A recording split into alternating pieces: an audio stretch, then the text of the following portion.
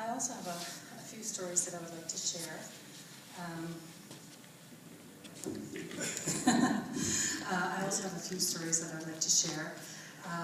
One was about a village day where we went to the village, and we were visiting from yard to yard, and we stopped at the yard of one older woman, and we visited with her for a while, and we were encouraged to ask questions. And so I had asked her, I said, you know, we come with the genuine desire to be loving and to be kind and to be friendly, but we are a little reserved. That's sort of the North American way.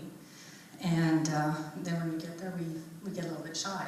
And so I asked her if the Haitian people perceive us as being unfriendly. And she said no. She said, no, we know how far you've traveled to come visit us. And that means so much to us. Sometimes we feel very lonely and forgotten. And when you come to visit us, that means a lot to us. And so we visited a little bit more, and then we prayed a blessing over her and over her household. And then we crossed the road and we visited another home there with another lady and prayed a blessing over her and her household. And then we started to walk down the road. And we didn't get very far down the road, and we heard the first lady yelling something over the road, across the road to the second lady.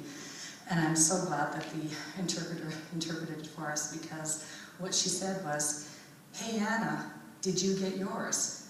And he said, she's referring to the blessing. And I thought of, and she just saw that, she just recognized the blessing as something valuable. And I thought of the story of Jacob and Esau, and Jacob goes through such extreme measures to get his father's blessing, because it was something valuable. And this woman also recognized that a blessing is something valuable, and it was something real to her. The second story I want to share, and I won't share a lot about it because I know someone else is going to, and it's a village that we visited, and it was by far the poorest place that we had gone to. And we planted some trees there, and then we visited the school, and it was a very moving experience for all of us. And the pastor there told us about his passion to educate their children. He said that's their first priority. That was their first priority, was to educate the children.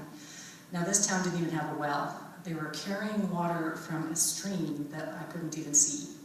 So it was a ways away. But his passion was to educate the children. And I guess I really want to share something that I've learned from my own life, and that is that God knows what we need, and that He has made plans to meet that need. And you know, the plans to go to Haiti, you know, the decision was made about a year and a half before, and since then some people had felt led to donate some money. And now we were standing there listening to this pastor talking about their priority to educate their children, and there we stood, 15 Canadians standing on a hill in Haiti with almost $3,000 to give away. The third story that I wanted to share was also a story about tree planting, and we've gone planting trees in the village, and we plant one tree in each person's yard, and it's a variety of fruit trees. And there was one lady who was so excited when she saw that we had an avocado tree, and she asked if she could have the avocado tree. So we planted that tree in her yard, and she told us it was her favorite. And she was so excited, and she was so looking forward to the day when her avocado tree would bear fruit. Now these trees aren't going to bear fruit for 5 to 7 years, but she was already looking forward to the day that her tree would bear fruit. And I was just so impressed by these people, because